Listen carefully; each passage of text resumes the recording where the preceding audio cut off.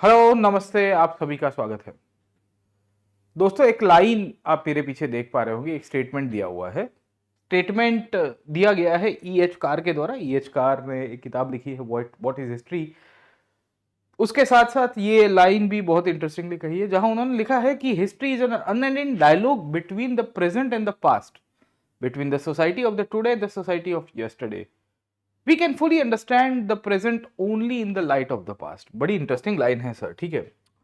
आप खुद सोचिए कि आज की बनी हुई घटना या आज जो भी आप समाज को देख रहे हो, अगर उसको समझना है तो आपको भूतकाल में जाना पड़ेगा। वर्तमान की जो भी परिस्थिति आपको देखने को मिलती है सामाजिक रूप से, राजकीय रूप से, वही चीज को इन्होंने आइडेंटिफाई करने की कोशिश की है। जहां येचकार लिखते हैं कि history is an unending dialogue between the present and the past, है ना। तो ये तो कभी खत्म नहीं होने वाला है। इसी डायलॉग के बेसिस के ऊपर से या इसी स्टेटमेंट के बेसिस के ऊपर से मैं प्रतीक नायक आप सबको वेलकम करता हूं ऑन दी अनस्टॉपेबल्स। और हम शुरू कर रहे हैं बहुत ही इंटरेस्टिंग सीरीज, जहां हम आपके साथ चर्चा करने वाले हैं about a new NCERT called as exploring society India and beyond from standard 6 onwards. जी हाँ दोस्तों, मैंने आपको कहा था कि हम इसके ऊपर एक सेशन लेके आएंगे, सीरीज लेके आएंगे।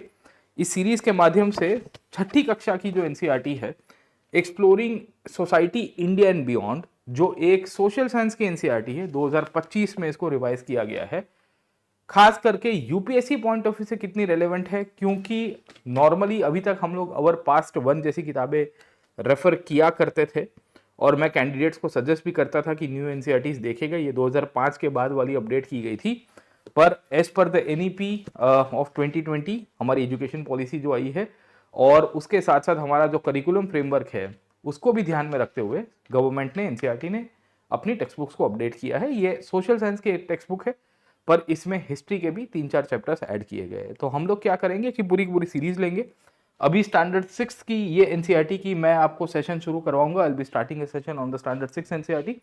As and when will be proceeding further, हम जैसे जैसे आगे फर्दर प्रोसीड करेंगे तो मैं आपको इसके अंदर स्टैंडर्ड 7, स्टैंडर्ड 8 और जो आगे एनसीईआरटी जब अपने आप को नई किताबें पब्लिश करेंगे तो हिस्ट्री के ऊपर चर्चा करेंगे। तो जरूर से जुड़िए। आपको आज के सेशन के अंदर हम लोग चर्चा करने वाले हैं टाइमलाइन के बारे में, एकदम फाउंडेशन से। हम चर्चा करने वाले हैं भारत को नाम कैसे दिया गया है, इंडिया दैट इज भारत की कहानी। वहां से भी बहुत सारे फैक्चुअल सवाल आ जाते हैं, एकदम बेसिक है। आप में से बहुत सारे बच्चे ऐसे होंगे जिन्होंने ऑलरेडी बहुत ही एडवांस लेवल की तैयारी कर दी है। तो जिन्होंने एडवांस लेवल की तैयारी कर दी है तो उनको ये लगेगा कि मास्टर ये तो बड़ा बेसिक करा रहे हो, पर जिनको फाउंडेशन से शुरू करना है, जिनको इतिहास विषय को समझना है, उसके ऊपर चर्चा करेंगे और सोर्सेज ऑफ हिस्ट्री के ऊपर भी चर्चा होगी। मेरा नाम प्रतीक नायक है। मैं अन अकेडमी के ऊपर पिछले 6 साल से पढ़ा रहा हूँ। ओवरऑल 12 साल का मेरा इतिहास, आर्ट एंड कल्चर, जीएस और ऑप्शनल लेवल की तैयारी मैं करवाता रहा हूँ।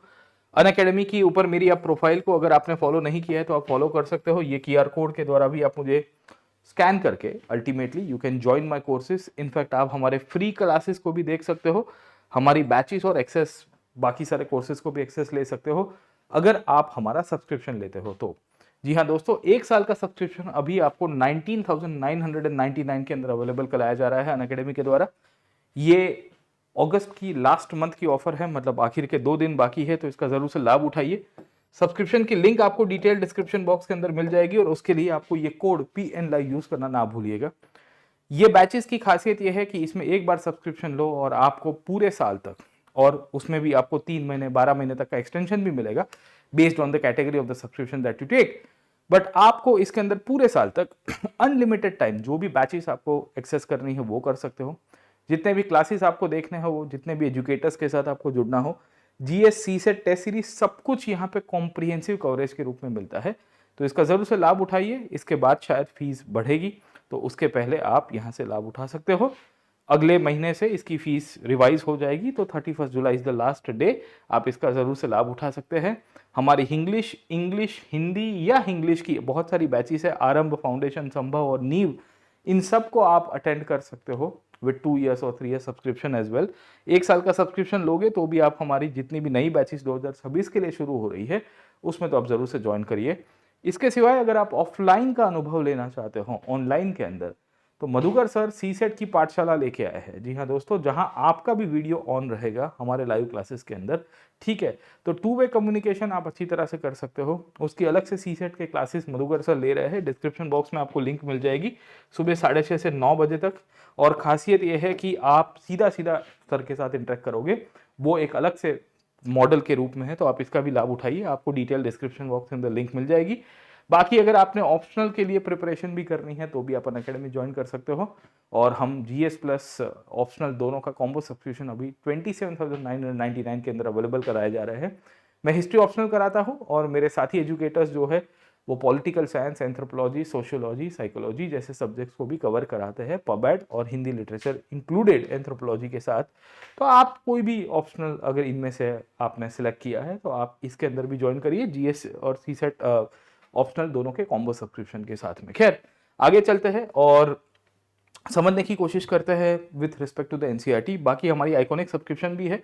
आइकॉनिक सब्सक्रिप्शन का फायदा ये होता है कि इसमें आपको नोट्स, फिजिकल नोट्स अवेलेबल कराई जाती है, अनअकैडमी के द्वारा लिखी गई है। इनफैक्ट अनअकैडमी के टॉप एजुकेटर्स के द्वारा खुद की बुक्स पब्लिश की गई है, वो भी आपको मिल जाएगी इकोनॉमी, ज्योग्राफी में या हिस्ट्री के केस में। या दूसरा अगर आप देखोगे तो स्टैंडर्ड रेफरेंस बुक भी आपको अवेलेबल कराई जा रही है।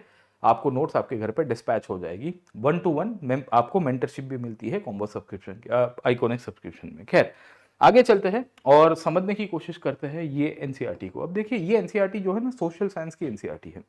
ये जो मेरे हाथ में है स्टैंडर्ड 6 की social science text book for grade 6 के कंटेक्स्ट में मैं बता रहा हूँ।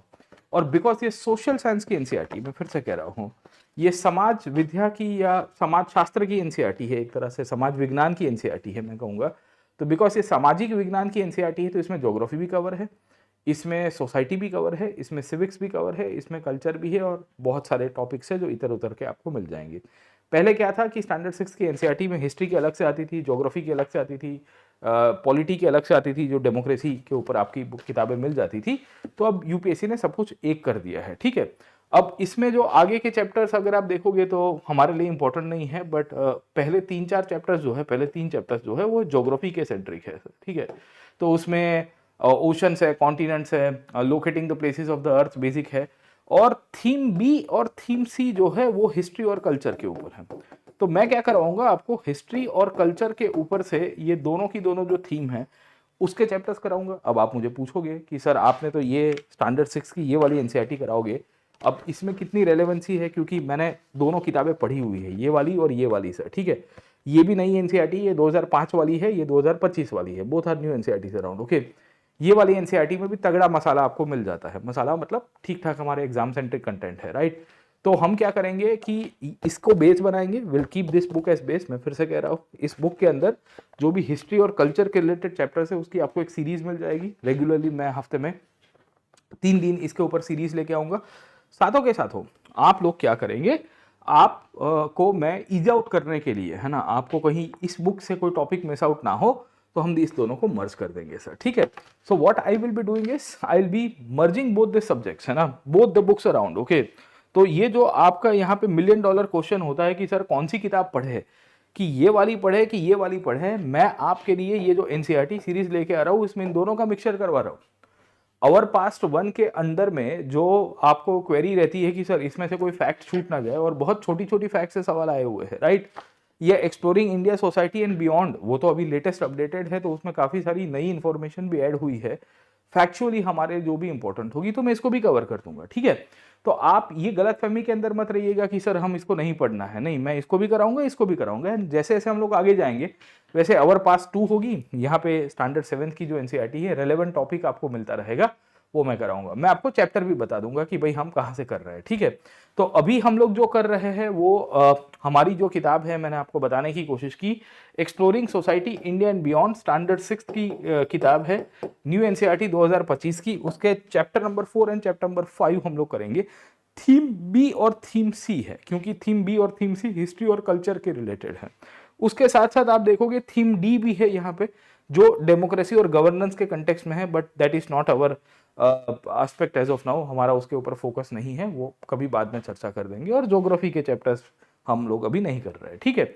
अब सवाल ये आता है कि अवर पास 1 में क्या देखेंगे। तो अवर पास्ट वन का जो चैप्टर नंबर 1 है वो इसके साथ रेलेवेंस है। रेलेवेंस होने का मतलब क्या है कि उसमें भी इंट्रोडक्शन टू हिस्ट्री दिया गया है, इसमें भी इंट्रोडक्शन टू हिस्ट्री दिया गया है सर, ठीक है। Timeline, sources of history, India that is Bharat, okay. तो हम लोग आज के क्लास में तकरीबन 2 टॉपिक्स को देखेंगे। एक तो सोर्सेज ऑफ हिस्ट्री को देखेंगे। आप में से बहुत बच्चे जो हिस्ट्री को शुरू कर रहे हैं, तो इतिहास को समझना बहुत जरूरी है। इतिहास को समझने से पहले टाइमलाइन को समझना बहुत जरूरी है कि इतिहास में कालखंड कैसे लिखा गया है, कैसे कालखंड में इतिहास को बांटा गया है, how history has been divided into timeline aspect. That is very much important for us to understand things, क्योंकि इसी के इर्द गिर्द आपको इतिहास पढ़ना है, ठीक है। तो हम दोनों को समझने की कोशिश करेंगे। ई.एच. कार की लाइन से ये इतिहास की जो है ये पहले चैप्टर में ही इसको हाईलाइट किया गया है और उसी के कंटेक्स्ट में मैंने आपको बताने की कोशिश की थी। खैर, अब देखिए कि इतिहास को समझने से पहले सबसे पहले जरूरी हमारे लिए इंपॉर्टेंट जो टॉपिक आ जाता है वो ये होता है कि हम इतिहास के बारे में कैसे समझ सकते हैं सर, ठीक है। तो पहला सवाल तो आपको ये आता रहता है कि इतिहास को समझने के लिए हमें सोर्सेज पढ़ने पड़ते हैं, राइट सर, ठीक है। और सोर्सेज की अपनी ही इंपॉर्टेंस है। अगर आप सोर्सेज अधूरे रहोगे तो आपको लगेगा कि इतिहास को मैं समझा नहीं हूँ अच्छी तरह से, इतिहास के ऊपर अपने ओपिनियन नहीं बना पाए। एनसीईआरटी में बहुत अच्छे से सोर्सेज के बारे में लिखा गया है। दूसरा, आपको यहाँ से सोर्सेज की कहानी आपको मिलती है और दूसरी कहानी मिलती है वो है how do we measure the historical time sir, ठीक है। अब देखिए आज की तारीख के अंदर हम सबको पता है कि हम लोग एक टाइम फ्रेम को फॉलो करते हैं जिसे हम लोग कहते हैं 2025, ठीक है। जैसे अभी जुलाई 2025 चल रहा है, 30 तारीख है सर, ठीक है, कल 31 तारीख हो जाएगी। तो ये 30 जुलाई 2025 का ये जो तारीख है ये कहाँ से निकल के आया है ना, राइट। ये तो सवाल आना चाहिए आप सबको कि सर हम लोग ये जो टाइम फ्रेम में जी रहे हैं ये टाइम फ्रेम कौन सा है, इसकी क्या इंपॉर्टेंस है, इसकी क्या सिग्निफिकेंस है सर, ठीक है। तो इंपॉर्टेंस पार्ट ये है कि एनसीईआरटी में ये टाइमलाइन के बारे में लिखा गया है, राइट सर, ओके। इतिहास को कैसे टाइम के हिसाब से कैटेगराइज किया गया है उसके बारे में एक्सप्लेन किया गया है। तो सबसे पहला सवाल जो आपको यहाँ से आता है कि how do we measure historical time, the first question that is being raised in the NCERT वो दिस ओनली सर, ठीक है। अब क्या रेज किया गया है इसके कंटेक्स्ट में, तो लिखा गया है कि जब से पृथ्वी का उद्भव हुआ है, जब से अर्थ का ओरिजिन आपको देखने को मिलता है, तो वैसे वैसे टाइम का वी कैन से प्रोसीडिंग हुआ, मतलब टाइम में अंदर प्रोग्रेस आपको मिलता है। और ह्यूमंस का इवोल्यूशन तो बहुत लेट होता है। तो अब आप मोटे मोटे तौर के ऊपर अगर आप ये इनफैक्ट है ना इसकी टाइमलाइन को देखने की कोशिश करोगे, सामान्यतः ज्योग्राफिकल या जियोलॉजिकल टाइम स्केल में थोड़ा अलग है, पर बिकॉज ये 6ठे स्टैंडर्ड की एनसीईआरटी है तो उसमें ये दिया गया है कि भाई अर्थ के कंटेक्स्ट में अगर आप देखोगे तो बिलियन ईयर्स अगो सर, है ना, बहुत billion years ago we will see कि अर्थ की कहानी आपको उद्भव होती हुई मिल जाएगी। आपको बिग बैंग थियरी और ये सब आपने पढ़ा ही होगा थोड़ा बहुत सर, ठीक है। फिर जैसे जैसे आगे गए फिर एटमॉस्फेरिक ऑक्सीजन का डेवलपमेंट हुआ, फिर बैक्टीरिया आपको देखने को मिलता है, राइट, ओके। फिर विल सी की स्पॉन्जेस एंड फंगी का डेवलपमेंट होता है, फिर कोरल्स का इवोल्यूशन हुआ सर, ठीक है। फिर इंसेक्ट्स और एम्फीबियंस आए, फिर आपको बीच में आपको फिश और वर्टाब्रेस आपको मिल जाएंगे जो एनिमल्स है, अलग अलग प्रकार के वाटर एनिमल्स आपको मिलते हैं। फिर शार्क्स का इवोल्यूशन हुआ, फिर रेप्टाइल्स और डायनासोर्स हुए, फिर बर्ड्स और फिर मैमल्स आता है। उसके बाद आप देखने की कोशिश करो फ्लावर एंड बीज, and then gradually we will see कि अराउंड 3 लाख ईयर्स अगो के आसपास, यहाँ पे देखिए सर, ठीक है, अराउंड 3 लाख ईयर्स अगो के आसपास हमें आज के ह्यूमंस देखने को मिलते हैं। इनको कहते हैं होमो सेपियन सेपियन। क्या कहते हैं, हमें आज के ह्यूमंस देखने को मिलते हैं जिसे हम लोग कहते हैं होमो सेपियन सेपियन सर, ठीक है। अब आप देखिए कि 3 लाख साल के पहले मतलब अर्थ का इवोल्यूशन बिलियन डॉलर ईयर्स के अगो हुआ है, फिर ये मिलियन डॉलर से ये 700 million years ago, 500 million years ago, 300 million years ago के आसपास आपको फ्लावर्स एंड बीज मिल जाते हैं। उसके बाद हमारे ही पूर्वज आपको मिलते हैं, प्राइमेट्स के रूप में इनको कंसीडर किया जाता है, और वहां से we will come to know कि आज के प्रेजेंट डे ह्यूमंस आए।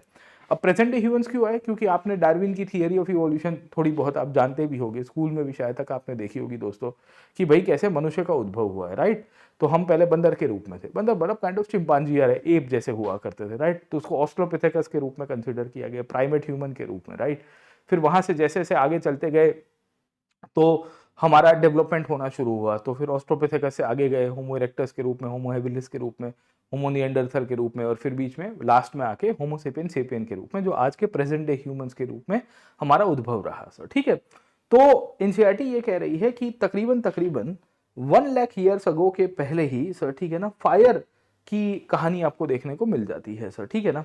एंड वी विल सी कि over a period of time हमें ये भी पता चलेगा, या 10 लाख ईयर्स अगो के आसपास फायर की कहानी आपको मिल जाएगी, और उसके बाद होमो सेपियन सेपियन का उद्भव हुआ। फायर की कहानी क्यों मिलती है, उसके पीछे का कारण आप देखने की कोशिश करिए कि ये जो ऑलमोस्ट 1 मिलियन ईयर्स अगो के आसपास का जो टाइम पीरियड है वो पैलियोलिथिक पीरियड हिस्ट्री में कहा गया है, और पैलियोलिथिक पीरियड के अंदर ही फायर की डिस्कवरी हो चुकी थी, राइट। ओके, क्योंकि मनुष्य ने एक्सपेरिमेंट किए थे, तो वहां से हमें पता चलेगा। खैर, राइटिंग जो है वो 6500 ईयर्स अगो के पहले, ऑलमोस्ट 6000 साल के आसपास पहले लोगों को लिखना आने की शुरुआत होगी सर, ठीक है।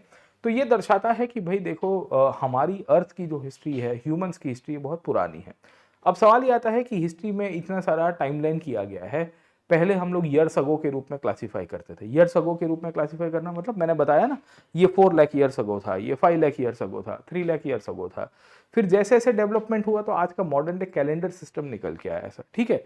ये कैलेंडर सिस्टम की इंपॉर्टेंस क्या है, तो जैसे हम लोग आज की तारीख में ये जो जुलाई का महीना हम लोग देख रहे हैं, it is part of something called as Gregorian calendar. क्या कहते हैं, ग्रेगोरियन कैलेंडर के रूप में कंसीडर किया जाता है। अब आप मुझे पूछोगे कि मास्टर ये क्या है ग्रेगोरियन कैलेंडर की कहानी, और इसकी क्या बैकग्राउंड है सर, ठीक है। तो हम जब टाइमलाइन को देखने की कोशिश करेंगे, तो आज जो हम लोग कैलेंडर देखते हैं वो ग्रेगोरियन कैलेंडर है। उस पीरियड में जैसे जैसे समाज का उद्भव हुआ था, तो समाज के अंदर कुछ लोग आए, उन्होंने समय को नापने की कोशिश की, वहां से ही हमारे कैलेंडर निकल के आए। कैलेंडर के ऊपर एनसीईआरटी में कुछ इंटरेस्टिंग फैक्ट लिखी गई है, देखते हैं सर, ठीक है। तो एनसीईआरटी लिखती है कि each society and culture had its own way of measuring time. हर एक समाज का अपना अपना होता है।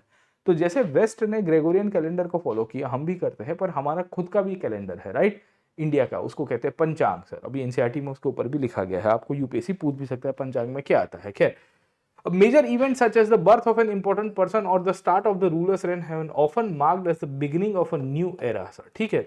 अब ये चीज बड़ी इंपॉर्टेंट है, क्योंकि भारत के कंटेक्स्ट में भी अगर आप देखोगे तो हम लोग उसको संवत के रूप में या संवत के रूप में कंसीडर करते हैं।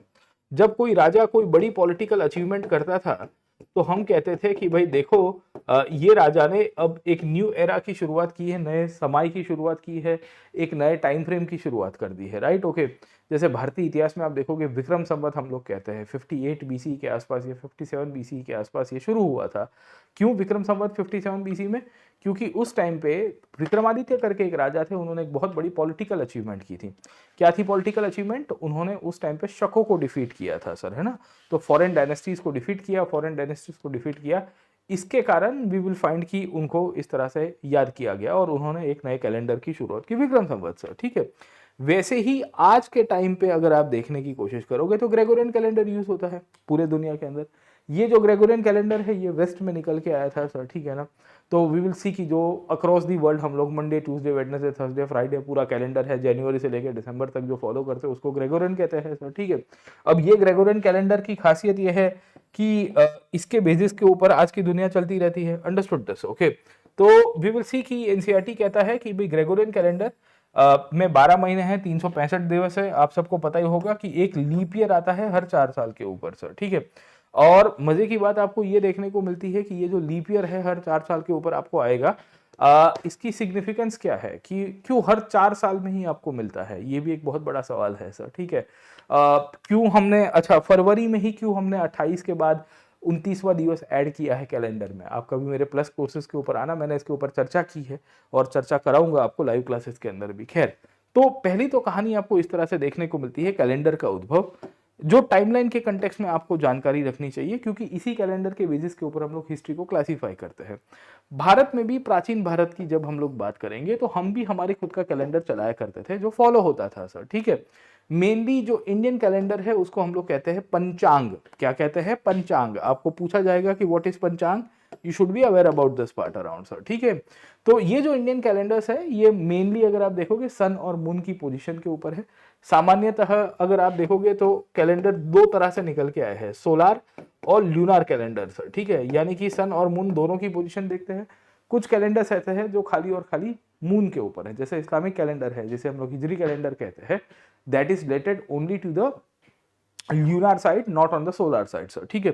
पर इंडिया में आपको दोनों की कहानी देखने को मिलती है। पंचांग के अंदर क्या क्या चीजें थी, it's a book of table which lists the days of the month along with related astronomical data. For instance, it precisely predicts the events like the solar and the lunar eclipse times for sunrise and sunset, etc., etc., etc.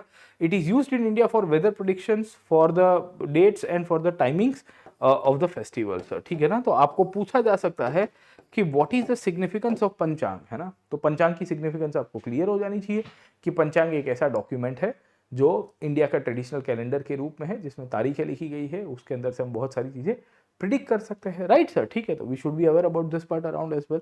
अब सवाल ये आता है कि इतिहास में तो हम क्या पढ़ते हैं सर, ठीक है, तो इतिहास में दोस्तों एक चीज याद रखेगा कि हिस्ट्री में हम लोग एक चीज जो सबसे ज्यादा पढ़ते हैं जिसे हम लोग कहते हैं स्टडी ऑफ द पास्ट, ठीक है। अब सवाल आपको यहाँ से ये आना चाहिए कि जब हम लोग इसको स्टडी ऑफ द पास्ट के रूप में कंसीडर करने की कोशिश करेंगे तो आपको ये भी क्लैरिटी हो जानी चाहिए कि स्टडी ऑफ द पास्ट को क्रोनोलॉजिकली कैसे डिफाइन करेंगे सर, ठीक है। तो जैसे जैसे इतिहास लेखन होना शुरू हुआ तो क्रोनोलॉजिकल हिस्ट्री राइटिंग भी होनी शुरू हो गई, राइट, ओके। तो भारतीय इतिहास या दुनिया के सापेक्ष में जब लोग इतिहास लेखन को देखते हैं तो हमें पता चलता है कि ग्रीक सबसे पहले हुआ करते थे जिन्होंने हिस्ट्री को क्रोनोलॉजिकली थोड़ा बहुत लिखने की प्रयत्न किया था। सिकंदर के कार्यकाल के समय के दौरान सर, ठीक है, एनसीईआरटी में नहीं दिया है पर आपको फाउंडेशन के लिए पढ़ा रहा हूँ। अच्छा, we are going beyond NCERT as well, okay. मैं आपको छठे कक्षा की पढ़ा रहा हूँ, मतलब ये मत सोचेगा मैं लाइन बाय लाइन पढ़ा रहा हूँ, मैं आपको बहुत सारी चीजें इसमें ऐड करके भी बताऊंगा सर, ठीक है। So we are not doing it just for the sake of doing for the NCERTs, but we are also doing and making sure around कि we'll be covering the other allied topics as well, sir, ठीक है। So don't be under this impression कि खाली और खाली ये line by line NCERT है, वरना तो कब की खत्म हो कर देते। खैर, तो ये जो chronological study of the past के रूप में इतिहास लेखन हुआ उसको कैसे क्लासीफाई किया जाए, क्योंकि देखिए बहुत सारे इवेंट्स है हिस्ट्री में, राइट और रॉन्ग सर, ठीक है, कि कोई राजा आया कोई राजा गया सर, ठीक है। तो जब से मनुष्य का उद्भव हुआ है, ह्यूमंस का उद्भव हुआ है, वहां से अगर हम लोग इतिहास लेखन को देखने की कोशिश करें तब से लेके आज तक यानी कि प्रेजेंट टाइम पीरियड तक, तो it's a very long time sir, ठीक है। और इतने टाइम, लंबे टाइम को किस तरह से जस्टिफाई किया जाएगा, किस तरह से आइडेंटिफाई किया जाएगा, कैसे समझा जाएगा सर, ठीक है। तो उसके कंटेक्स्ट में ओरिजिन से लेके प्रेजेंट तक, मैं फिर से कह रहा हूँ, ओरिजिन से लेके प्रेजेंट तक हम लोग समझने की कोशिश करेंगे। तो इतिहास को फिर समय समय के दौर के ऊपर फिर क्लासीफाई किया गया। क्लासिफिकेशन का मतलब क्या है कि भाई जैसे ही ये ग्रेगोरियन कैलेंडर के बेसिस के ऊपर से इतिहास लेखन होना शुरू हुआ तो हमने इतिहास को दो पार्ट के अंदर डिवाइड कर दिया सर, ठीक है। एक हाइपोथेटिकल जीरो ईयर को कंसीडर किया गया, एक ऐसा जीरो ईयर जो जीसस क्राइस्ट के ईयर के रूप में कंसीडर किया गया, है ना। तो यीशु मसीह हुआ करते थे, जीसस क्राइस्ट हुआ करते थे, उनका एक कार्यकाल था, वो उनके टाइम फ्रेम को जीरो ईयर के रूप में कंसीडर किया गया कि भाई एक नए कैलेंडर की, एक नए समय की शुरुआत हुई। और उनके बाद वाला जो टाइम पीरियड है उसको कहा गया एनो डोमिनी। क्या कहा गया? एनो डोमिनी सर, ठीक है। और उनके पहले का जो टाइम पीरियड था, क्योंकि जीसस के पहले भी बहुत सारी घटनाएं बन चुकी थी, है ना, बहुत सारे राजा आ चुके थे, बहुत सारे समाज के अंदर बदलाव हो चुके थे, तो उसको कहा गया बिफोर क्राइस्ट। क्या कहा गया?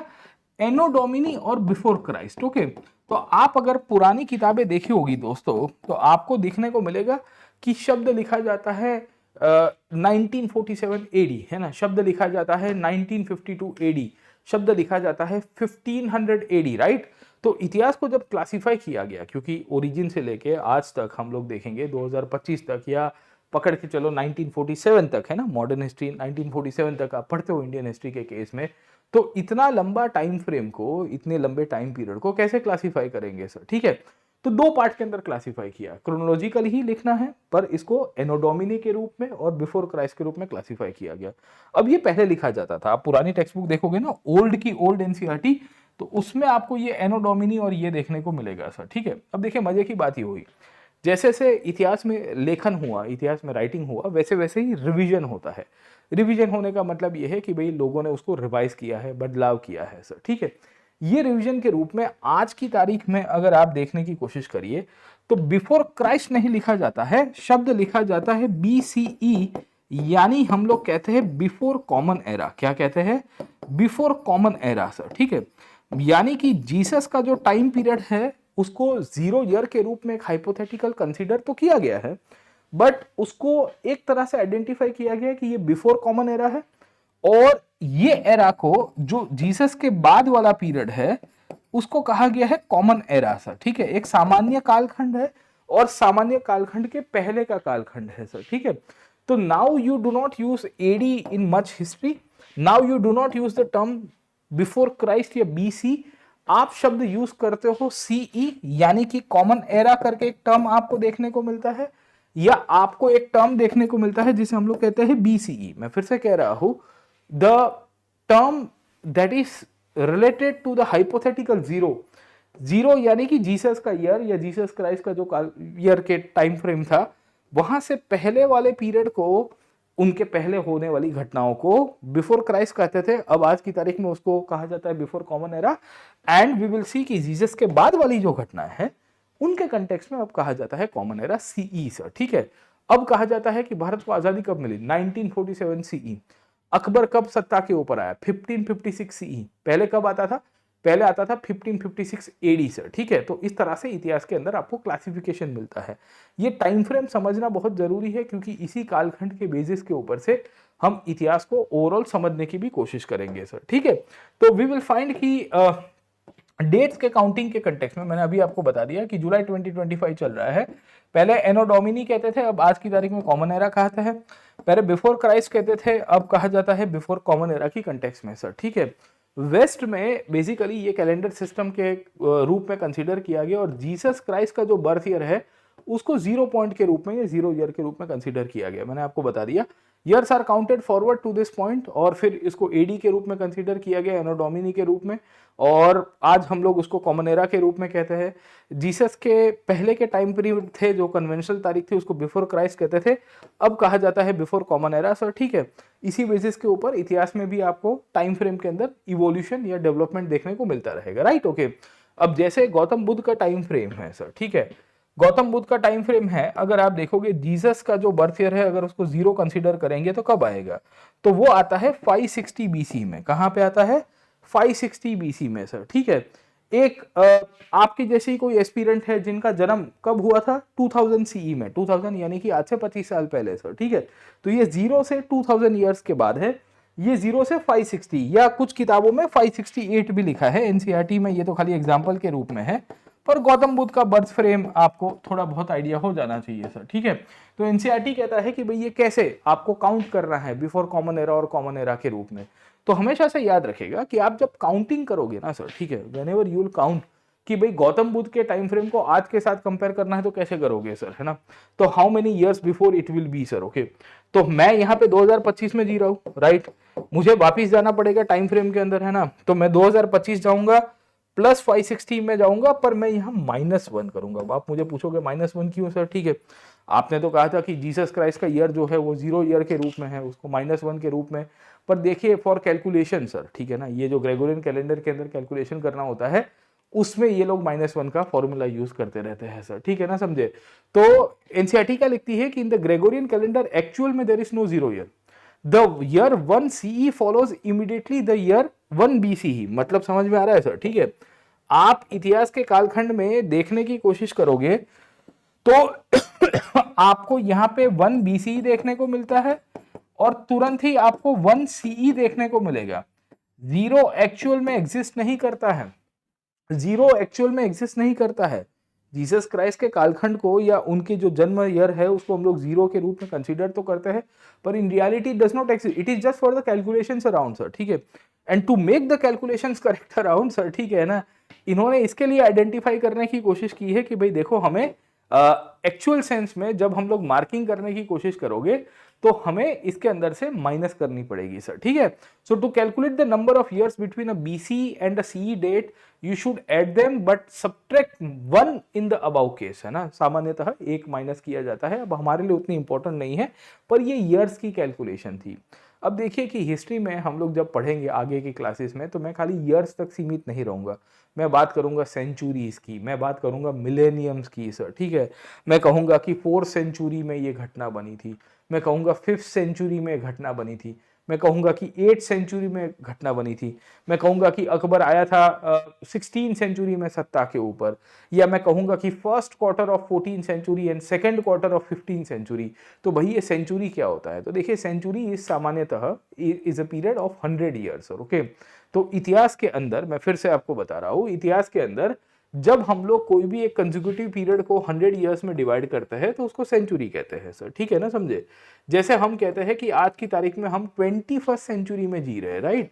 तो ये कब शुरू हुआ था, ये 2001 से लेके 2100 तक चलेगा सर। ठीक है, जैसे आपको कोई बताएगा कि भाई हमें 15 सेंचुरी के अंदर बताओ कि भारत में कौन कौन राजा हुआ करते थे, तो आपको आइडिया रहना चाहिए कि 1401 से लेके तकरीबन तकरीबन 1500 तक का जो टाइम पीरियड है that is called as 15 century sir, ठीक है।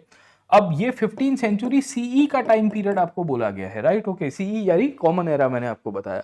पर आपको कोई ये कहेगा कि भाई हमको बताओ 6th सेंचुरी बीसीई का टाइम पीरियड बता दो कि बुद्ध कब एग्जिस्ट किया करते थे, तो मैं कहूंगा कि भाई 6th सेंचुरी बीसी में बुद्ध का टाइम पीरियड था। इस पीरियड में भारत में महाजनपद बन के आए थे, राइट सर, ठीक है। तो उसको हम लोग कैसे डिफाइन करेंगे, will be defining in this way कि भाई 501 बीसी में ये शुरू हुआ और 600, सॉरी माय बैड सर, ठीक है ना, हाँ 501 बीसी में ये शुरू होगा सर, ठीक है, और 600 बीसी तक ये पूरा का पूरा फैला होगा, जिसे हम लोग कंसीडर करने की कोशिश करेंगे sir, getting on point, okay. तो वी विल सी कि 300 बीसी से लेके 201 बीसी वो 3rd सेंचुरी बीसी होगा। वैसे ही 6th सेंचुरी बीसी में भी आपको यही कहानी देखने को मिलती है। तो सेंचुरी का मतलब होता है 100 ईयर। अब आपको देखना है कि 1st सेंचुरी बीसी है, 1st सेंचुरी सीई है। आपको बोला जाएगा कि भाई हड़प्पा जो था वो ये हड़प्पा छोड़ दीजिए, आपको पूछा जाएगा कि मौर्य जो थे वो 3rd सेंचुरी बीसी में पावर में आए थे। ये स्टेटमेंट सही है कि गलत है सर, ठीक है। तो मौर्यस की कहानी को अगर आप उठा के देखने की कोशिश करोगे तो आपको पता चलेगा कि yes they came to power in the 3rd century BC, या अशोक जो है खास करके अगर आप देखोगे वो 3rd सेंचुरी बीसी में आया था। चंद्रगुप्त मौर्य जो है वो तो 4th सेंचुरी में ही आ गया था सर, ठीक है। तो इस तरह के जब स्टेटमेंट आते हैं तो हमेशा से आपको टाइमलाइन को क्लासिफाई करना आना चाहिए, पहली बात सर, ठीक है।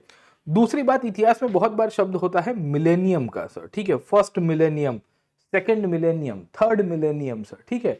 तो the term millennium is directly related to 1000 years, okay.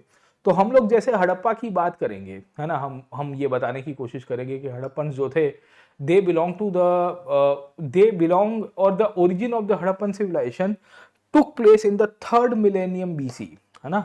हड़प्पीय सभ्यता का उद्भव जो है वो 3rd मिलेनियम बीसी में हो। अब मैं ऐसा क्यों कह रहा हूं सर, ठीक है, क्योंकि हड़प्पन सिविलाइजेशन को अगर आप टाइम फ्रेम के अंदर देखने की कोशिश करिए तो कब था सर, ठीक है, what was the time frame of the Harappan civilisation sir, ठीक है। तो हड़प्पन सिविलाइजेशन को हम लोग जब क्लासिफाई करने की कोशिश करते हैं तो पहले इतिहास में जो घटना आती है उसे हम लोग कहते हैं स्टोन एज। स्टोन एज के बाद आता है हड़प्पन सिविलाइजेशन, उसके बाद वैदिक एज की शुरुआत होती है। मैं आपको क्रोनोलॉजिकली समझाऊंगा इतिहास में, जैसे जैसे आगे चलेंगे वैसे वैसे, चिंता मत करिए। हम एनसीईआरटी के बाहर भी जाएंगे, वी आर नॉट, मतलब इसको बेस बना रहे हैं ये 2 किताबों को। मतलब ये नहीं है कि खाली इसी के ऊपर रहना है, मैं आपको फाउंडेशन कराऊंगा, धीरे धीरे कराऊंगा, एकदम तगड़े से कराऊंगा सर, ठीक है। इसका भी इतना करके भी चले जाओगे ना, आपका कॉन्फिडेंस बढ़ जाएगा। अब ये जैसे हड़प्पन सिविलाइजेशन है, इसका टाइम पीरियड कैसा है, तो इतिहास में है 2600 से लेके 1800 बीसी तक का टाइम पीरियड है। अगर इसको मुझे मिलेनियम में लिखना है तो मैं क्या लिखूंगा पता है, कि ये 3rd मिलेनियम बीसी में उद्भव हुआ, 3rd मिलेनियम बीसी में इसका ओरिजिन हुआ। क्यों, क्योंकि 3rd मिलेनियम का मतलब क्या होगा, it is a time period of 2001 to 3000 sir, ठीक है, 3000 बीसी का sir, understood this part, okay. तो 2001 से लेके 3000 बीसी तक का टाइम पीरियड है, उसको 3rd मिलेनियम कहूंगा मैं सर, ठीक है। 2600 कहां पे आया, उसके बीच में ही आया, 2600 इसी के बीच में आया, राइट, ओके। हड़प्पा का डिक्लाइन कब हुआ सर, ठीक है। तो डिक्लाइन को मैं आइडेंटिफाई करने की कोशिश करूंगा कि भाई ये तो 2nd मिलेनियम बीसी में हुआ। कब हुआ, 2nd मिलेनियम बीसी के अंदर इसका डिक्लाइन हुआ। क्यों, क्योंकि अगर आप 2nd मिलेनियम को देखने की कोशिश करोगे तो कब होगा, 1001 से शुरू होगा और 2000 बीसी तक आते आते इसका डिक्लाइन हो जाएगा। हड़प्पा का डिक्लाइन का टाइम पीरियड कौन सा है, 1800 बीसी का आसपास है। इसको और अगर मुझे कैटेगराइज करना है तो मैं कैसे करूंगा, मैं कैटेगराइज इस तरह से करने की कोशिश करूंगा कि हड़प्पा के डिक्लाइन होती है 2nd half of 2nd millennium BC. क्या कहूंगा, 2nd half, mark my words, मैं आपको फिर से कैटेगराइजेशन करा रहा हूं क्योंकि आजकल यूपीएससी में जब स्टेटमेंट आते हैं तो आप इंटरप्रीट ही नहीं कर पाते हो सर, ठीक है। NCERT are gem of a book, मैं फिर से कह रहा हूं, NCERT are gem of a book. 90% of the candidates are not able to comprehend NCERT around, क्योंकि वो खाली वो क्या कहते हैं कि वो देख के चले जाते हैं। नहीं भाई, उसको समझ जाओ, उसमें से फैक्ट्स को रटना शुरू कर दो, बहुत आपको काम में आएगी in the longer run sir, ठीक है। तो खैर मुद्दे की बात ये थी कि हम लोग जब देखते हैं टाइमलाइन के केस में आपको क्लियर हो जाना चाहिए कि कैसे उसको क्लासिफाई किया गया है सर, ठीक है। अब जैसे ये जो एनसीईआरटी है, एनसीईआरटी में बड़ा इंटरेस्टिंगली आपको टाइम फ्रेम यहाँ से आपको देखने को मिलेगा सर, ठीक है ना। तो वी विल सी कि ये जो पूरी की पूरी कहानी है उसमें ये मतलब है ना, क्या कह सकते हैं कि 30 लाख ईयर्स अगो या 3 लाख बीसी की बात है सर, ठीक है ना, समझे। फिर उसके बाद आप देखोगे यहाँ 40,000 बीसी के आसपास ये लिखा गया है कि भाई first example of rock art in the world started coming place.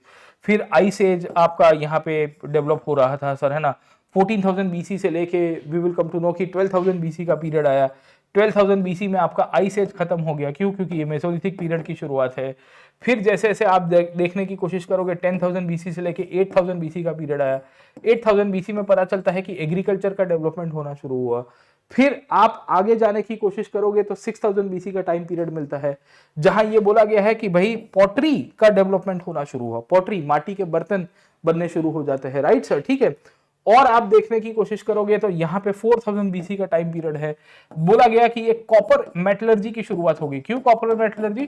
क्योंकि चाल्कोलिथिक पीरियड आपका शुरू होता है। This is the period when the chalcolithic period is coming into the picture sir, ठीक है। और आगे जाओगे अराउंड 2000 बीसी इंडस सिविलाइजेशन की शुरुआत हुई। इंडस सरस्वती सिविलाइजेशन कहते हैं ना सर, ठीक है। इंडस सरस्वती सिविलाइजेशन इस बुक के अंदर भी दिया हुआ है, इसके ऊपर अगले 2-3 वीडियोस के अंदर अपन पहुंच जाएंगे सर, ठीक है। फिर आप देखने की कोशिश करोगे तो आगे चलोगे सर, ठीक है। और आगे चलते चलते बीच में फिर बर्थ ऑफ बुद्धा आया, फिर अशोक का टाइम पीरियड आता है, फिर जीसस आएंगे सर, ठीक है।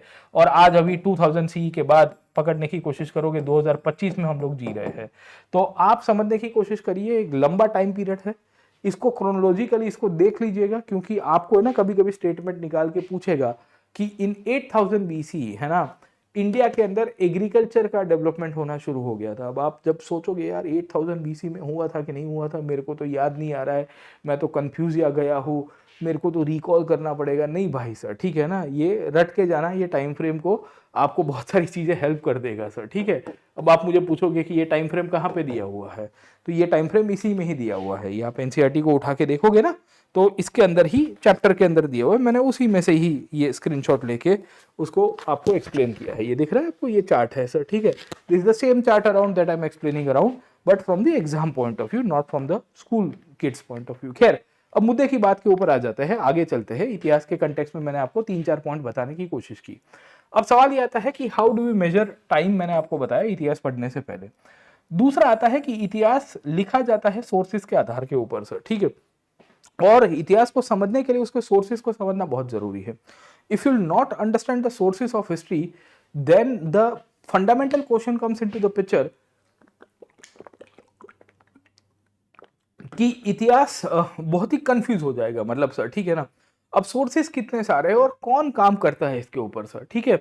Who identifies the sources, what are the sources of history and who identifies the sources of history. This is also fundamental question around. ये भी एक बहुत ही इंपॉर्टेंट सवाल है, हम लोग को आना चाहिए सर, ठीक है। इसके इर्द गिर्द भी आपको क्वेश्चंस बन सकते हैं। इनफैक्ट इसमें भी अच्छी इंफॉर्मेशन है, अवर पास्ट में भी है। और ये अगर आप देखने की कोशिश करोगे, नई एनसीईआरटी है 2025 वाली। मैं जब न्यू एनसीईआरटी कोड करूंगा, याद रखना मैं इसी में से कुछ ना कुछ कोड कर रहा हूँ, आपके लिए ये इनफ हो जाएगा। इसको आप थोड़ा देख के जाओगे तो मोर देन इनफ है सर, ठीक है। अब सवाल ये आता है कि भाई how can the various sources help us in understanding history. अब देखिए सोर्सेस में पर्सन्स आपके साथ आपको क्लियर हो जाने चाहिए। तो देखो, इतिहास लिखने वाला कहते हैं हिस्टोरियन, पर हिस्ट्री में बहुत सोर्सेज ऐसे होते हैं जो आर्कियोलॉजिकल होते हैं। आर्कियोलॉजिकल सोर्सेज मतलब मटेरियल रिमेन्स होते हैं, कहीं पे हड्डियां मिल जाती है, स्केलेटन्स मिल जाते हैं, डीएनए स्टडीज करने पड़ते हैं, जेनेटिक स्टडीज को पढ़ना पड़ता है सर, ठीक है। तो इस सोर्सेज को डेसिफर करने वाले बहुत सारे लोग आपको मिलेंगे। कहीं पे पत्थर मिल जाते हैं, उसके लिए जियोलॉजिस्ट की हेल्प लेनी पड़ती है सर, ठीक है। तो इतिहास लेखन एक अलग प्रक्रिया है, क्योंकि इतिहास लेखन करने वाले व्यक्ति तो हिस्टोरियंस होंगे सर, ठीक है। पर इतिहास को आइडेंटिफाई करने में, मदद करने में बहुत सारे लोग आपको मिल जाएंगे जो डायरेक्टली इनडायरेक्टली इतिहास की प्रकृति के साथ जुड़े हुए हैं सर, ठीक है। इसमें आर्कियोलॉजिस्ट भी मिल जाएंगे सर, मैंने बताया पुरातात्विक खोज करने वाले लोग हैं। इसमें एंथ्रोपोलॉजिस्ट भी मिल जाएंगे, क्योंकि जो हिस्ट्री और सोसाइटी और बेसिकली जेनेटिकल स्टडीज की भी स्टडी करते हैं। इसमें पैलियोऑन्टोलॉजिस्ट भी मिल जाएंगे और इसमें जियोलॉजिस्ट भी मिल जाएंगे। अब जियोलॉजिस्ट क्या करते हैं? जियोलॉजिस्ट बेसिकली सॉइल की स्टडी करते हैं, अर्थ की स्टडी करते हैं, टोपोग्राफी की स्टडी करते हैं।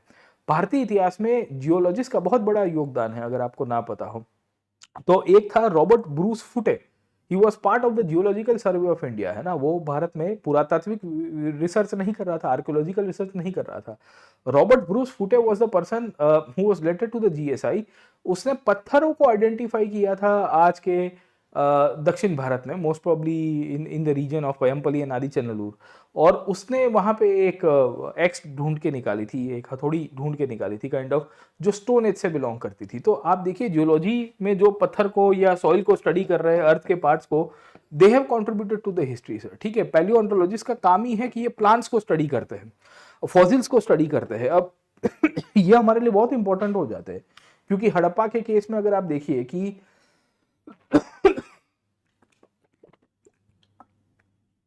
इतिहास लेखन में ये जो स्कॉलर्स रहे पैलियोन्टोलॉजिस्ट, उन्होंने आइडेंटिफाई किया कि हड़प्पन्स की क्या फूड की हैबिट हुआ करती थी, क्या कौन से क्रॉप्स को उन्होंने उगाया था, क्योंकि कुछ क्रॉप्स के रिमेन्स हमको मिल गए थे, तो उसके ऊपर स्टडी किया इन्होंने सर। ठीक है, एंथ्रोपोलॉजिस्ट ने सोसाइटी कल्चर को देखा, और आर्कियोलॉजिस्ट तो मैंने आपको बताने की कोशिश की कि बहुत सारे सोर्सेज के ऊपर से अपना ओपिनियन बताएंगे। वो बोन्स की स्टडी करेंगे, प्लांट्स की स्टडी करेंगे, है ना, टूल्स की स्टडी करेंगे, बीड्स की, फिगरीन्स की, टॉयज की, है ना, बहुत वस्तुओं को स्टडी करेंगे, घरों की स्टडी करेंगे कि भाई पुराने समय के ऊपर, और उनकी बेसिस के ऊपर उनका जो रिसर्च होगा उनके ऊपर से हिस्टोरियंस अपना ओपिनियन देते हैं सर। ठीक है, तो history writing is a very मतलब is a different event all together around. Okay, and history, ये जितने भी लोग हैं वो बेसिकली सोर्सेस के ऊपर लिखते हैं। अब सामान्यतः अगर आप देखने की कोशिश करेंगे ना, तो हिस्ट्री में दो प्रकार के सोर्सेज आपको प्राइमरीली मिलते हैं सर। ठीक है, एक सोर्सेज को कहते हैं हम लोग, जिसे कहते हैं आर्कियोलॉजिकल सोर्सेज। मैं यहाँ पे मार्क कर रहा हूँ, ये नक्शा बड़ा एनसीईआरटी के अंदर ही दिया हुआ है, बड़ा बढ़िया सा फ्लो चार्ट है, आपको इसके अंदर से सब कुछ समझ में आ जाता है।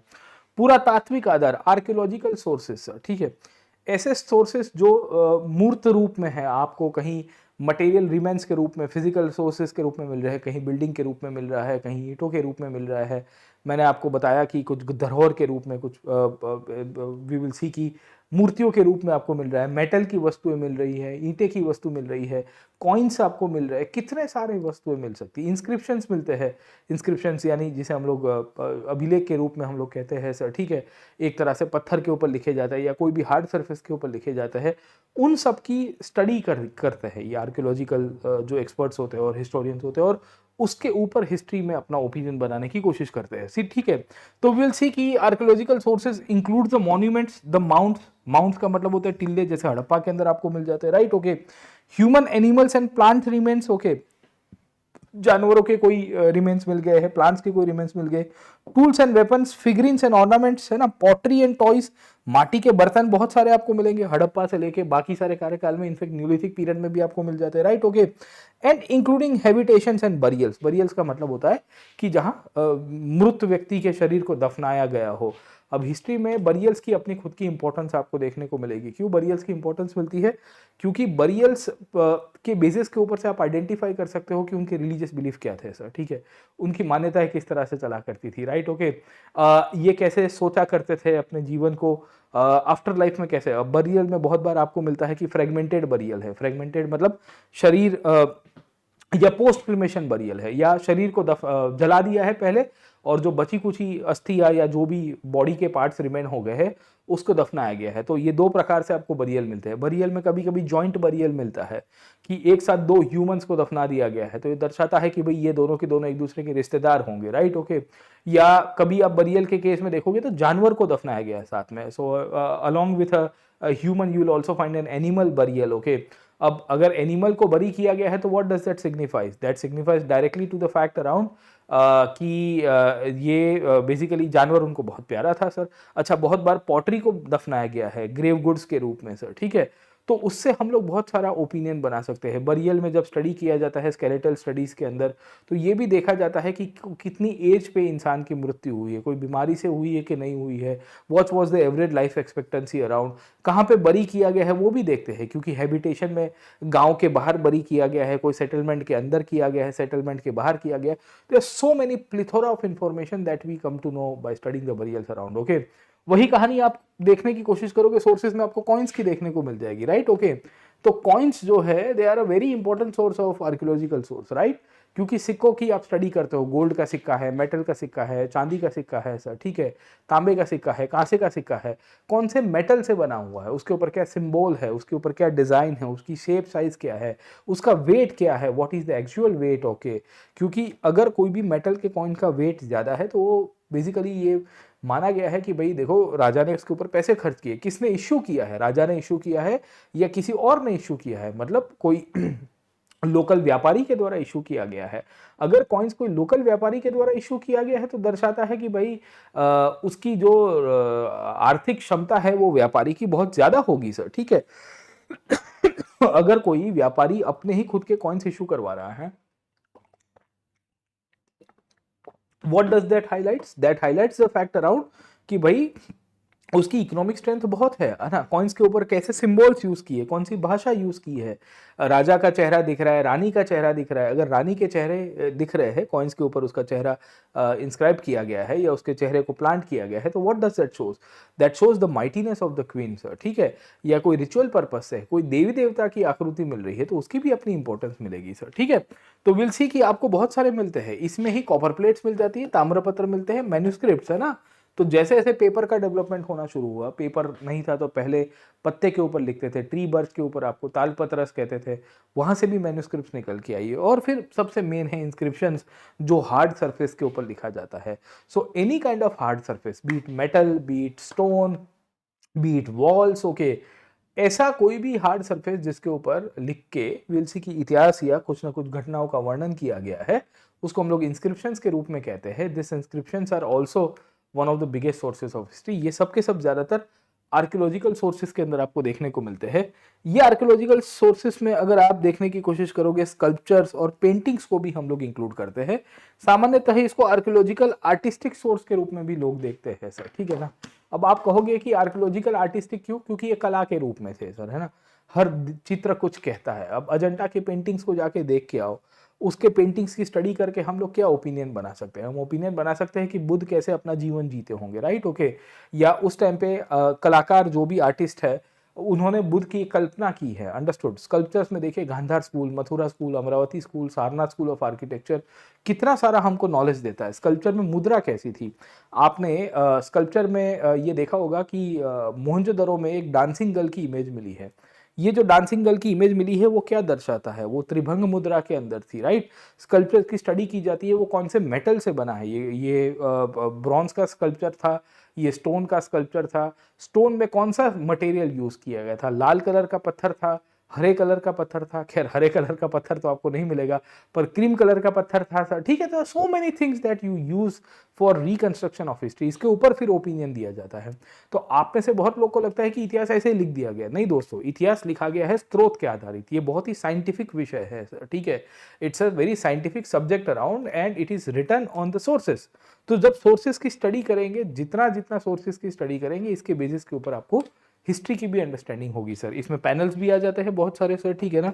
And we come to know about many interesting data about history. ये तो आपके मेन आर्कियोलॉजिकल आर्टिस्टिक सोर्स हो गए सर, ठीक है। दूसरा आपका सबसे प्राइमरी जो सोर्स आप हिस्ट्री के अंदर पढ़ते हो वो है लिटरेचर, है ना। लिटरेचर का मतलब होता है साहित्य, बुक के अंदर, है ना। अब लिटरेचर कब बनना शुरू हो गया, किसने लिखना शुरू किया, तो देखिए लिटरेचर दो प्रकार से होता है, एक लोकल ऑथर्स के द्वारा लिखा गया है, एक फॉरेन ऑथर्स के द्वारा लिखा गया है। भारत में बहुत सारे यूनानी यानी कि बाहर के लोग आपको मिल जाएंगे, दे केम टू इंडिया, इन्होंने भारत में आके भारत के बारे में बताया है। So they have come to India, they have told about India, they have talked about India. जैसे भारत का नाम जो है वो भी बाहर के लोगों ने ही, है ना, किसी ने इंडू कहा, किसी ने इंडस कहा, किसी ने भारत यूज किया है इंडिया के लिटरेचर में सर, ठीक है। तो ऋग्वेद था जिसने भारत यूज किया है। ये चाइनीज है, इन्होंने इंडू शब्द यूज किया था। पर्शियंस और अरब्स ने हिंदू शब्द यूज किया है सर, राइट, ओके। आप ग्रीक्स को देखोगे तो उन्होंने शब्द यूज किया है इंडोस, है ना, इंडाइक्स, ओके। इस तरह के टर्मिनोलॉजीज आपको मिलते रहते हैं। तो व्हेन वी स्टडी हिस्ट्री, ये सोर्सेस में लिटरेचर की अपनी ही खुद की कहानी देखने को मिलती है। फॉरेन ऑथर्स जो खास करके ट्रैवलॉग्स के रूप में आए या हिस्टोरिकल क्रोनिकलर्स के रूप में आए। ट्रैवलॉग्स क्यों, क्योंकि बहुत लोग विदेशी थे जो भारत में घूमने आए थे, घूमते घूमते इन्होंने भारत के बारे में बताया है सर, ठीक है। हिस्टोरिकल क्रोनिकल्स क्योंकि बाहर के कोर्ट के राजा के दरबार में बैठे हुए लोग भी थे जिन्होंने भारतीय इतिहास के बारे में हमको बताया है, ये भी बहुत एक इंपॉर्टेंट सोर्स है। इंटरेस्टिंगली इसी में ही आपके वेद और इतिहास आ जाते हैं जो रिलीजियस सोर्सेज के रूप में आपको मिल जाएंगे।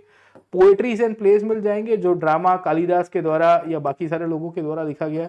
वी विल सी कि हिस्टोरिकल टेक्स्ट और कलेक्शन ऑफ स्टोरीज मिल जाएगी, जातक कथाएं हो गई जैसे बुद्ध के केस में देख लोगे, या हिस्टोरिकल टेक्स्ट के अंदर अगर आप देखोगे तो चरितास आपको मिल जाती है ना, राजाओं की बायोग्राफीज मिल जाएगी। बाण भट्ट ने लिखी थी संस्कृत के अंदर एक बायोग्राफी जिसे हम लोग कहते हैं Harshacharita. Harshacharita was a very important source of history to understand the history of Harsha. या ह्यूएन सांग सर, ठीक है, जो चाइना से आया था वृत्तांतकार, जिसने उस टाइम पे एक बुक लिखी थी सी यू की।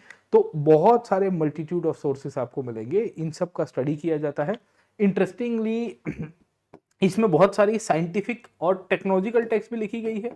वरामिहिर के द्वारा लिखी गई है, आर्यभट्ट के द्वारा लिखी गई है, ब्रह्मगुप्त के द्वारा लिखी गई है। उससे भी हमें पता चलता है कि हमारी जो साइंटिफिक हिस्ट्री है प्राचीन भारत में कैसी हुआ करती थी, ठीक है। तो सोर्सेस को स्टडी करना बहुत जरूरी है। It is important to understand the sources. Without understanding the sources we won't be able to comprehend what the history is all about. Interestingly history में जो मॉडर्न हिस्ट्री है उसमें एक बहुत इंपॉर्टेंट पार्ट आता है ओरल सोर्सेस का sir, ठीक है ना, जो जीनियोलॉजिकल और फोकलोर यानी कि लोक कथा और जो वारसा के रूप में या धरोहर के रूप में राजाओं के इतिहास को, धर्म के इतिहास को कहीं ना कहीं इंक्लूड करती है ना। ओरल हिस्ट्री नेशनल मूवमेंट में भी आपको बहुत प्रोमिनेंट मिल जाएगी सर, ठीक है। प्राचीन भारत में भी एक टाइम के ऊपर ओरल इतिहास का कंसेप्ट था, जैसे वेद थे, they were part of the oral history, है ना। They were pass on from generation to generation and later on by the Gupta period they were composed of sir, ठीक है। ये आज की तारीख में बहुत इंपॉर्टेंट है ओरल हिस्ट्री, क्योंकि जो आधुनिक भारत के इतिहास का हम लोग जब रिकंस्ट्रक्शन करते हैं इतिहास लिखने के समय पे, तो ओरल हिस्ट्री का भी ध्यान रखते हैं। तो there are multitude of sources, इन सोर्सेस के ऊपर से हिस्ट्री को लिखा गया है, समझा गया है बहुत साइंटिफिक बेसिस के ऊपर से सर, ठीक है। अब हर एक सोर्सेस के अपने फायदे भी है, अपने नुकसान है, कभी आगे चर्चा करेंगे, पर थोड़ा आगे चलने की कोशिश करते हैं। अब ये हिस्टोरियन थे, आर्कियोलॉजिस्ट थे, एपिग्राफिस्ट थे, एंथ्रोपोलॉजिस्ट थे या न्यूमिस्मेटिक्स थे। न्यूमिस्मेटिक्स का मतलब ये है कि ऐसे लोग जो कॉइन्स की स्टडी करते हैं, एपिग्राफिस्ट कौन जो इंस्क्रिप्शंस की स्टडी करते हैं, एंथ्रोपोलॉजिस्ट कौन जो सोसाइटीज की स्टडी करते हैं, जो साइंटिफिक स्टडी जेनेटिक स्टडीज करने वाले लोग हैं, ये सब के सब इकट्ठे होके इतिहास लेखन में हमारी मदद करते हैं। हमें ये पहली चीज तो क्लियर हो जानी चाहिए। अब मैंने आपको बताने की कोशिश की कि इतिहास को जब हम लोग देखने की कोशिश करते हैं, समझने की कोशिश करते हैं, तो इसके कंटेक्स्ट में जो पुरानी एनसीईआरटी है, खास करके पुरानी एनसीईआरटी मतलब अवर पास्ट वन जो है, वो सोर्सेस के कंटेक्स्ट में क्या बताती है। तो जैसे उसने मैन्यूस्क्रिप्ट्स के बारे में लिखा है सर, ठीक है। मैन्यूस्क्रिप्ट्स का मतलब क्या होता है, आप देखिए, मैंने बताया manuscripts is a source of history, right. तो मैन्यूस्क्रिप्ट्स को इन्होंने आइडेंटिफाई किया है कि manuscripts is written by hand, है ना। Manu is a Latin word जिसको हाथ कहते हैं। इंटरेस्टिंगली उस पहले तो पेपर था नहीं, तो बर्च पे लिखा जाता था, बार्क ऑफ अ ट्री के अंदर सर, नॉर्मली हिमालयस में ग्रो होता था। तो आपने बुद्धिस्ट लिटरेचर इनिशियली देखा होगा तो दो ट्री बर्चेस के ऊपर लिखे थे, विनय पिटाक, सुत पिटाक, अभिधम पिटाक सर, ठीक है ना, समझे। तो वो पाम लीव्स के ऊपर लिखे जाते थे या ट्री बर्च के ऊपर आपको देखने को मिलते रहेंगे सर, ठीक है ना, समझे। एंड वी विल फाइंड कि पेपर तो था नहीं, तो इस तरह से मैन्युस्क्रिप्ट लिखी गई है। सामान्यतः हैंड रिटन होती है। हैंड रिटन का मतलब ये होता है कि भाई हाथ से आपको लिखा हुए देखने को मिल जाएगी सर, ठीक है ना। पांडुलिपि के रूप में भी हम लोग कहते हैं। हमने एक मिशन भी चलाया है इसको लिए, है ना, नेशनल मैन्युस्क्रिप्ट मिशन के रूप में इसको कंसीडर करते हैं। And it's a government owned mission जो हम आज की तारीख में चला रहे हैं सर, ठीक है। अब मजे की बात यह है कि ज्यादातर मैन्युस्क्रिप्ट्स आज की तारीख में आपको मिलेगी नहीं सर। क्यों? क्योंकि खत्म हो गई है, डिकम्पोज हो गई है, जानवरों ने खा लिया है सर, प्रकृति के कारण खराब हो गई है सर, ठीक है। कुछ सर्वाइव हो गई है मोनास्ट्रीज में, टेम्पल्स के अंदर। मोनास्ट्रीज कहाँ पे? बुद्धिस्ट मोनास्ट्रीज है, वहां पे आपको देखने को मिल जाती है सर, ठीक है ना। जैसे नालंदा करके एक यूनिवर्सिटी थी, आप सबको पता होगा, प्राचीन भारत के अंदर, राइट, ओके। ये जो नालंदा यूनिवर्सिटी थी, वहां पे आपको ढेर सारी मैन्युस्क्रिप्ट्स मिल जाएगी, बट देन विदेशी आक्रमण हुए तो वो टूट गई। Understood this part, okay. ये मैन्युस्क्रिप्ट्स पहले तमिल में, मतलब पहले संस्कृत में लिखी, फिर तमिल प्राकृत भाषा में भी लिखी गई, और इसमें बहुत सारी बातें आपको मिलती है। इसमें साइंस की बातें आपको मिल जाएगी, मेडिसिन की बातें मिल जाती है, राजाओं की कहानी मिल जाएगी, मैंने बताया एपिक्स है, पोएट्रीज है ना, ड्रामा है, बहुत सारी मैन्युस्क्रिप्ट्स के रूप में आपको मिलती रहती है। दूसरे इतिहास के सोर्स में आता है इंस्क्रिप्शंस। अब देखिए, इंस्क्रिप्शंस हमेशा से याद रखेगा कि the study of the inscriptions is called as epigraphy sir, ठीक है। And inscriptions are normally written on the hard surface. अब वो हार्ड सरफेस कुछ भी होता है। देखिए, इंस्क्रिप्शन और एडिक्स के बीच में फर्क क्या है as a source of history. आप पढ़ते हो edicts, edicts are specifically written on stone, है ना। जो इंस्क्रिप्शन पत्थर पे लिखा जाता है उसको एडिक कहते हैं। मतलब एक लाइन है ना जिसे हम लोग कहते हैं कि all edicts are inscription but not all inscription are edict. मैं फिर से कह रहा हूं सर, ठीक है ना, समझे? All edicts are inscription but not all inscription are edicts, है ना। जितने भी एडिक्स है वो सबके सब अभिलेख जो है वो एक प्रकार के इंस्क्रिप्शन का एक प्रकार है, बट जितने भी इंस्क्रिप्शन है वो सब एडिक्ट नहीं होते, क्योंकि inscription can be written on any hard surface. वो मेटल पे भी हो सकते हैं, वो स्टोन पे भी हो सकते हैं, वो वॉल पे भी हो सकते हैं, वो कहीं छत के ऊपर भी हो सकते हैं, कहीं पे भी होंगे सर, ठीक है ना। सामान्यतः भारत में इंस्क्रिप्शन जो थे वो राजाओं के द्वारा इशू किए गए थे, स्टेट के द्वारा इशू किए गए थे, जैसे अशोक ने किए थे, आप सबको पता होगा। आगे जैसे ऐसे जाएंगे तो अशोक के ऊपर भी चर्चा करेंगे। उनकी पर्सनल लाइफ, उनकी जो विक्ट्रीज है उसके कंटेक्स्ट में आपको मिलता रहता है। मजे की बात आप देखोगे तो अशोक ने कांदाहार इंस्क्रिप्शन इशू किया था, है ना। कांदाहार इंस्क्रिप्शन आप सबको पता होगा कि नॉर्थ वेस्ट इंडिया में इशू किया था, आज के अफगानिस्तान वाले रीजन के अंदर। उसमें बाइलिंगुअल इंश्योन था। बाइलिंगुअल का मतलब ये होता है कि उसने ऊपर अगर आप देखोगे तो ग्रीक भाषा का यूज किया था, और नीचे देखोगे तो अरामिक स्क्रिप्ट का असर, ठीक है ना। अरामिक और स्क्रिप्ट दोनों की दोनों ग्रीक अगर आप समझने की कोशिश करिए तो फॉरेन ओरिजिन सोर्सेस थे या फॉरेन ओरिजिन स्क्रिप्ट और लैंग्वेजेस थी, क्योंकि इंडिया में ग्रीक और अरामिक का यूज पहले नहीं होता था। You might be aware about this part around, कि इंडिया में तो इसका पहले यूज नहीं होता था। तो इस तरह से हमें ये पता चलता है कि इतिहास में अपनी खुद की बहुत ही इंपॉर्टेंस है सर, ठीक है।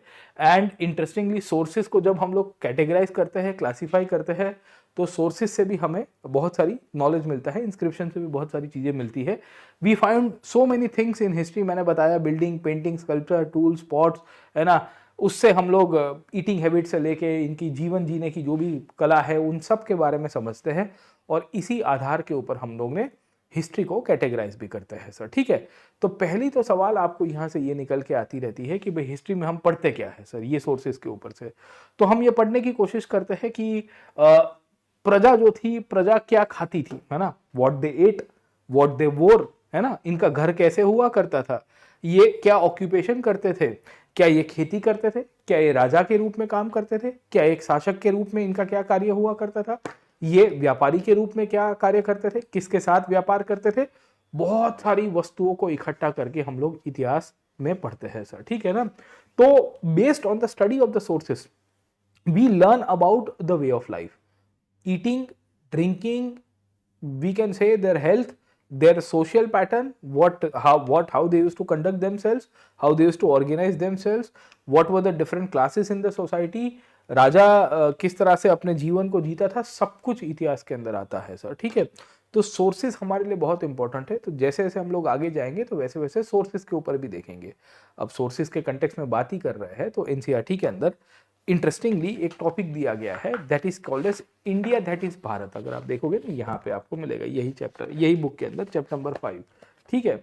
अब सवाल यहाँ से ये आता है कि भाई ये इंडिया दैट इज भारत जो है, ठीक है, ये भारत नाम कैसे पड़ गया भारत का सर, ठीक है ना, समझे कि नहीं समझे।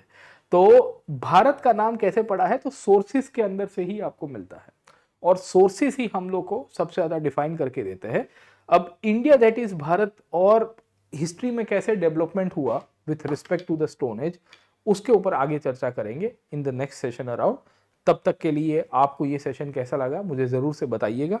ये एनसीईआरटी मैं चैप्टर वाइज, टॉपिक वाइज, दोनों वाइज तोड़ ताड़ के करा रहा हूँ। मतलब मैं दोनों को ओवरलैप करके बता रहा हूँ। फिर से कह रहा हूँ सर, ठीक है ना, वी आर नॉट सेइंग कि भाई हम अलग अलग करके करा रहे हैं, साइलोज में नहीं करा रहे, ओवरलैप कर रहे हैं।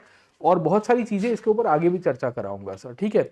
आज इतना रखते हैं, क्योंकि इंडिया दैट इज भारत और उसके बाद स्टोन एज यानी कि प्री हिस्ट्रिक इंडिया जिसे कहते हैं, अर्ली ह्यूमंस का डेवलपमेंट कैसे हुआ, उन सब के टॉपिक्स के ऊपर भी चर्चा करनी है।